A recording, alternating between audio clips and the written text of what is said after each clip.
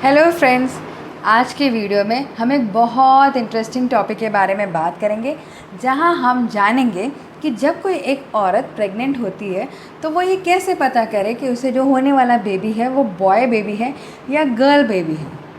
क्योंकि हमारे यहाँ पर ये एक रिवाज है, ये एक जिज्ञासा भी होती है सबके मन में, चाहे वो बहुत ही बड़े घर के लोग हों, बहुत छोटे घर के लोग हों, मिडिल क्लास फैमिली के हो, चाहे उनके घर में पार्शलिटी लड़के लड़की के बीच में होती है या नहीं होती है, या लड़के लड़की को वो समान भावना से देखते हैं।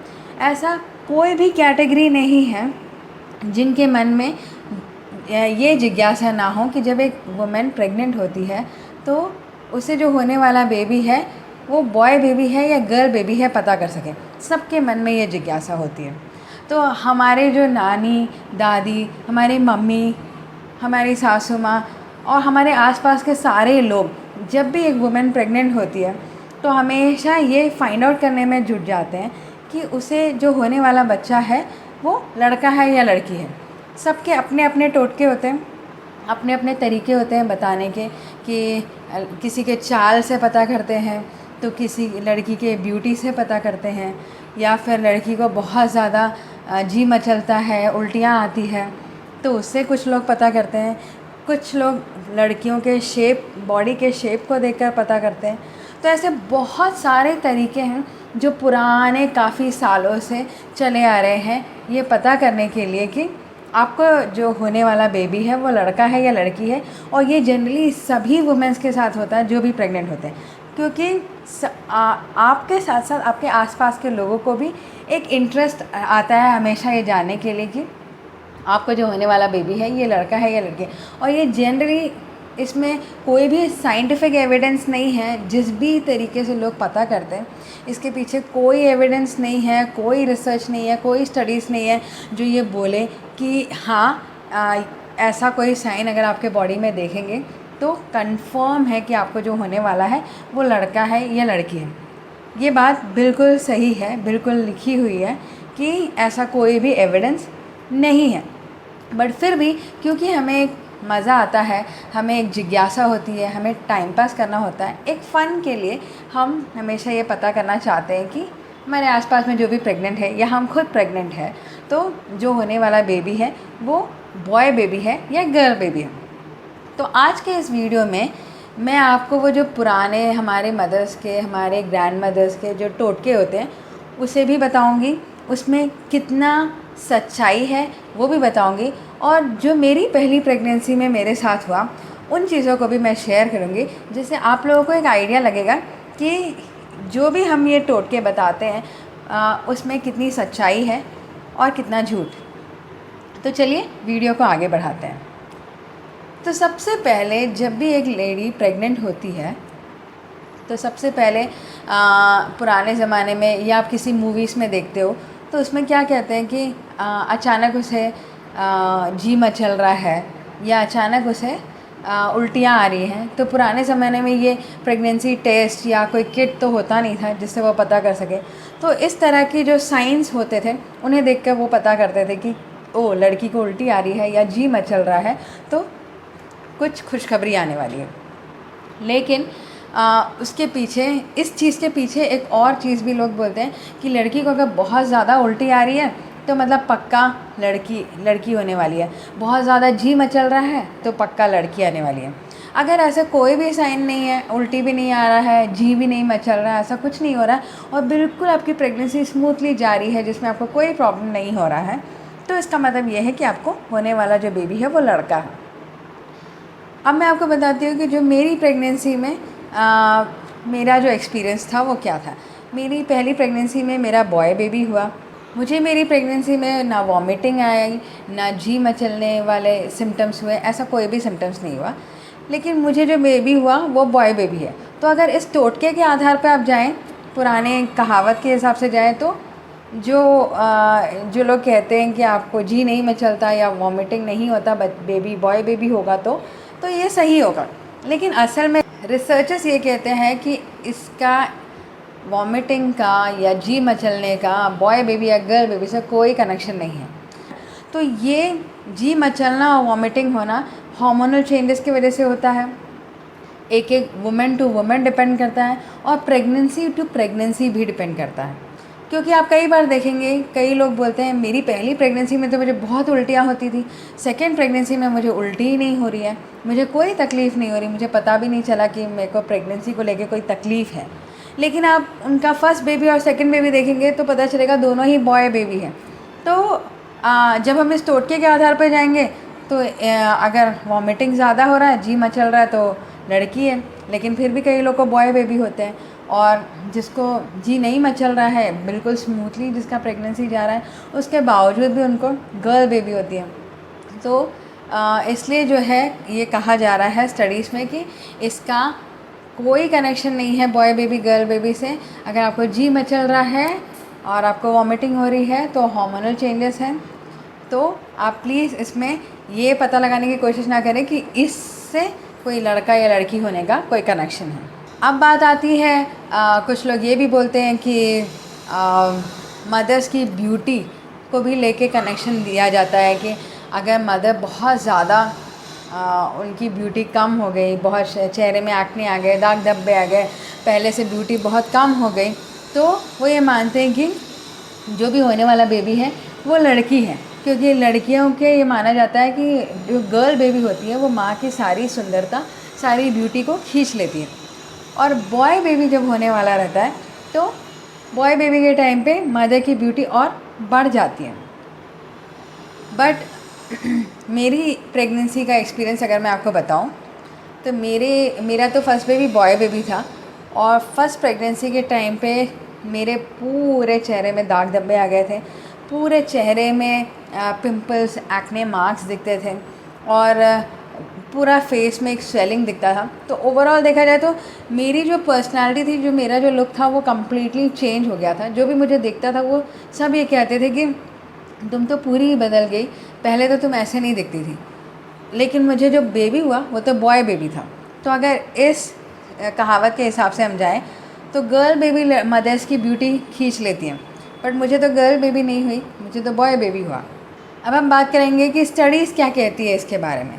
स्टडीज़ ये बोलती है कि आपके स्किन में होने वाले जो भी चेंजेस हैं ये भी हार्मोनल चेंजेस की वजह से होते हैं। साथ ही साथ अगर आप अपने फेस का, अपने स्किन का थोड़ा और अच्छा ध्यान रखेंगे, उसे और अच्छा केयर देंगे, तो आपके शरीर में एक्ने मार्क्स होने के चांसेस, आपके फेस में जो दाग धब्बे होने के चांसेस हैं वो कम हो जाते हैं।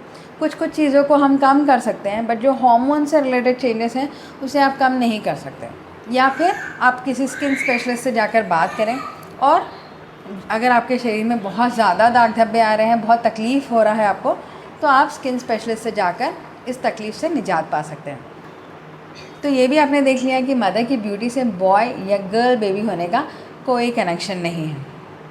अब कुछ लोग ये बोलते हैं कि हेयर ग्रोथ के बारे में, मदर को अगर बॉय बेबी होने वाला है तो उनके बाल बहुत लंबे हो जाते हैं, बहुत शाइनी हो जाते हैं, बहुत घने हो जाते हैं, और गर्ल बेबी होने वाली रहती है तो बाल बहुत टूटते हैं, झड़ते हैं, बाल बहुत डल दिखने लगते हैं। तो मेरी प्रेगनेंसी में मैं बोलूँगी तो मुझे तो बॉय बेबी हुआ था, तो मुझे ऐसा बिल्कुल नहीं लगा कि मेरे बाल में कोई ख़ास चेंजेस आए। मेरे बाल के ग्रोथ में या थिकनेस में या शाइनिंग में कोई भी चेंजेस है ऐसा मुझे नहीं लगा। जबकि डिलीवरी के बाद मेरे बाल बहुत झड़े, डिलीवरी के पहले जो है कोई ख़ास चेंजेस नहीं थे। आपके बालों में होने वाले जो भी चेंज है इसमें भी हार्मोन्स का ही खेल है। ये भी एक एक पर्सन टू पर्सन डिपेंड करता है। आप अगर अच्छा खाना खा रहे हैं, अच्छी नींद ले रहे हैं, स्ट्रेस फ्री रह रहे हैं, आप अच्छा प्रोटीन डाइट ले रहे हैं, तो उससे भी आपके बाल में फ़र्क पड़ता है। लेकिन अगर आपकी डाइट अच्छी नहीं है और दूसरे फैक्टर्स, जैसे मैंने बोला कि आप अच्छे से रेस्ट नहीं ले रहे हैं, अच्छी नींद नहीं ले रहे हैं, तो या अच्छी तरह से पानी नहीं पी रहे हैं, तो ये सारी चीज़ें भी आपके हेयर ग्रोथ को, आपके स्किन को अफेक्ट करती हैं। तो हमने देखा कि मदर के हेयर ग्रोथ का भी कोई कनेक्शन नहीं है, आपको बॉय बेबी हो रहा है या गर्ल बेबी। अब कुछ लोग ये भी कहते हैं कि जब बॉय बेबी होने वाला रहता है तो हमारी जो ईटिंग हैबिट है वो भी बदल जाती है। मदर को कुछ खट्टा या सॉल्टी, नमकीन खाने का मन करता है, और गर्ल बेबी होने वाली रहती है तो हमेशा मीठा, उस टाइप की चीज़ें खाने का मन करता है। बट मेरी प्रेगनेंसी में मैं बोलूँगी कि मुझे तो हमेशा चेंज लगता था। कभी मुझे खट्टा, कभी मुझे मीठा, कभी मुझे नमकीन, कभी मुझे बहुत सॉल्टी, ऐसे डिपेंड करता था। हमेशा मुझे एक ही तरह की चीज़ें खाना पसंद नहीं था। लेकिन रिसर्चर्स ये बोलता है कि आपके खाने की आदत, जो जिसे बॉय बेबी या गर्ल बेबी से कनेक्ट किया जाता है, उसका इससे कोई कनेक्शन नहीं है। हर एक इंसान की इच्छाएं अलग होती हैं, हर एक इंसान के चॉइसेस अलग होते हैं। किसी को मीठा खाना पसंद है, किसी को खट्टा खाना पसंद है। वो तो आप प्रेग्नेंट हो या नहीं हो, तब भी एक एक इंसान के अलग अलग चॉइसेस होते हैं। तो इसका प्रेगनेंसी में होने वाले जेंडर से कोई कनेक्शन नहीं है। ये एक एक इंसान के चॉइसेस पे डिपेंड करता है, उनकी इच्छाओं पे डिपेंड करता है। धीरे धीरे कई बार किसी किसी को भूख भी ज़्यादा लगती है। वो इसलिए भी होता है क्योंकि प्रेगनेंसी में न्यूट्रिशनल रिक्वायरमेंट बढ़ जाते हैं। आपके बॉडी में एक और बेबी है, तो आपको उसके भी न्यूट्रिशनल रिक्वायरमेंट को पूरा करना रहता है, तो उसके हिसाब से आपकी भूख में भी बदलाव आता है। तो इसका बॉय बेबी या गर्ल बेबी से कोई कनेक्शन नहीं है। कुछ लोग ये भी बोलते हैं कि हार्ट रेट से भी ये पता लगाया जा सकता है कि जो बच्चा होने वाला है बॉय बेबी है या गर्ल बेबी है। बॉय है तो 140 से नीचे होगा और गर्ल है तो 140 से ऊपर होगा। बट रिसर्चर्स ये बोलती है कि इसका इससे कोई कनेक्शन नहीं है। बच्चों के हार्ट रेट जो है हर टाइम पे बदलते रहती हैं। कभी वो 140 से नीचे होगा, कभी वो 140 से ऊपर होगा, कभी बहुत ज़्यादा होगा, कभी कम होगा। आपने अभी देखा 140 है, 1 मिनट के बाद वो 160 हो जाएगा। तो उसका बॉय बेबी या गर्ल बेबी से कोई कनेक्शन नहीं है। तो हमारे साइंस के हिसाब से ये भी टोटका गलत है कि हार्ट रेट के हिसाब से आप ये पता कर सकते हैं कि गर्ल बेबी है या बॉय बेबी। फिर कुछ लोग ये कहते हैं कि मदर को अगर गर्ल बेबी होने वाली है तो वो बहुत ज़्यादा मूडी हो जाती है, तो बहुत मूड स्विंग्स आने लगते हैं। तो इस टॉपिक पर भी स्टडीज़ ये कहती हैं कि मदर के मूड चेंज होने का बॉय बेबी या गर्ल बेबी से कोई कनेक्शन नहीं है। मदर्स के शरीर में हार्मोनल चेंजेस होते रहते हैं। ये हार्मोनल चेंजेस की वजह से उनको मूड स्विंग्स आते हैं, उनके मूड बदलते रहते हैं। तो इसका गर्ल बेबी और बॉय बेबी से कोई कनेक्शन नहीं है। अब अगला ये है कि लोग ये भी कहते हैं कि आपके पेट के शेप को देखकर पता करते हैं कि आपको जो होने वाला है वो बॉय बेबी है या गर्ल बेबी है। कई लोग ये कहते हैं कि अगर आपकी टमी नीचे की तरफ लटकी हुई है तो वो बॉय बेबी है, अगर ऊपर की तरफ है तो गर्ल बेबी है। बट रिसर्चर्स ये कहती हैं कि इसका भी कोई कनेक्शन नहीं है। क्यों कोई कनेक्शन नहीं है? क्योंकि स्टडीज़ का ये कहना है कि आपके टमी का शेप कैसा है, आपकी टमी नीचे की तरफ लटकी हुई है या ऊपर की तरफ है, ये टोटली उसके ऊपर डिपेंड करता है कि आपके बॉडी का स्ट्रक्चर कैसा है, आपके जो यूट्रस है, यूट्रस का शेप कैसा है। साथ ही साथ आपके जो पेट के मसल्स होते हैं, मांसपेशियाँ होती हैं, वो मांसपेशियाँ अगर बहुत ज़्यादा टाइट है तो आपका पेट ऊपर की तरफ होगा, अगर वो थोड़ा लूज़ है तो वो पेट नीचे की तरफ लटका दिखेगा।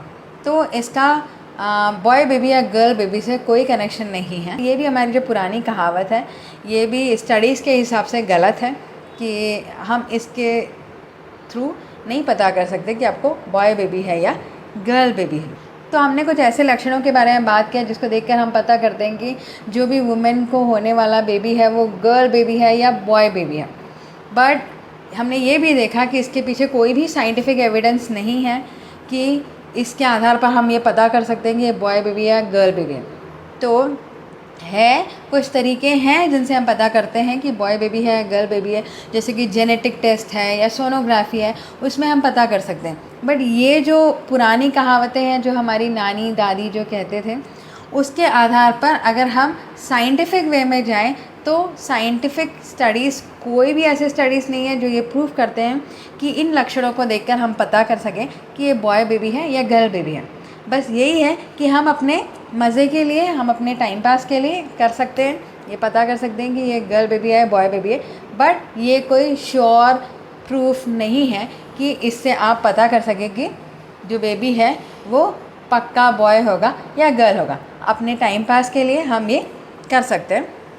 तो मैंने ये वीडियो इसलिए बनाया क्योंकि बहुत से लोगों के मन में जिज्ञासा रहती है और बहुत से लोग ऐसे तुरंत लक्षणों को देखकर पता करने की कोशिश करते हैं कि हाँ ऐसा ऐसा है तो ये लड़का होगा या लड़की है। तो मैंने सोचा कि ये वीडियो के द्वारा हर एक जो लक्षण होते हैं उसके पीछे क्या रीज़न है ये भी मैं आपको बता सकूं, ताकि आप लोगों को भी एक आइडिया लग सके कि ऐसा कुछ भी नहीं होता है। इन लक्षणों को देखकर हम कुछ भी पता नहीं कर सकते।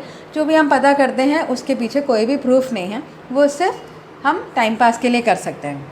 तो फ्रेंड्स, आपको अगर मेरा वीडियो पसंद आया होगा तो इसे लाइक और सब्सक्राइब करना ना भूलें और इसे और लोगों के साथ भी शेयर करें, ताकि उन्हें ये पता चल सके कि प्रेगनेंसी के दौरान जो हमारे बॉडी में होने वाले चेंजेस हैं वो किस वजह से होते हैं।